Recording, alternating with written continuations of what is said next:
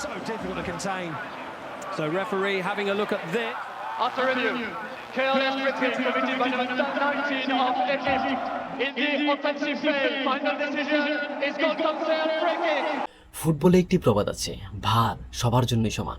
কিন্তু 2026 বিশ্বকাপের শেষ 16 আর্জেন্টিনা বনাম মিশরের ম্যাচটি কি সেই প্রবাদকে মিথ্যে প্রমাণিত করেছিল?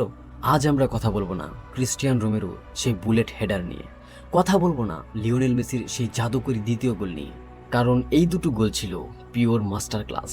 সেখানে বিতর্কের কোনো জায়গাই নেই। কিন্তু 93 মিনিট ইনজুরি টাইমের শেষ মুহূর্ত, সালা যখন আর্জেন্টিনার ডি বক্সে পড়ে গেলেন, রেফারি কেন বাঁশি বাজালেন? কেন মাত্র 10 সেকেন্ডের কাউন্টার অ্যাটাকে এনজো ফার্নান্দেসের গোলটি বৈধ বলে ঘোষণা হলো? অথচ একই ম্যাচে বিল্ড আপে ফাউলের অজুহাতে মিশরের একটি গোল বাতিল করেছিল বার। এটি কি আসলে রেফারিং এর দ্বিমুখী নীতি ছিল, নাকি মিশরীয়দের টেকটিক্যাল ব্যর্থতা? আপনি মেসির ফ্যান হন বা কট্টর সমালোচক, ফিফার অফিসিয়াল রুলবুক এবং টেকটিক্যাল অ্যানালাইসিস দিয়ে সাজানো আজকের এই ভিডিওটি আপনার দৃষ্টিভঙ্গি পুরোপুরি বদলে দেবে। শেষ পর্যন্ত না দেখলে আসল সত্যটা আপনি কখনোই জানতে পারবেন না।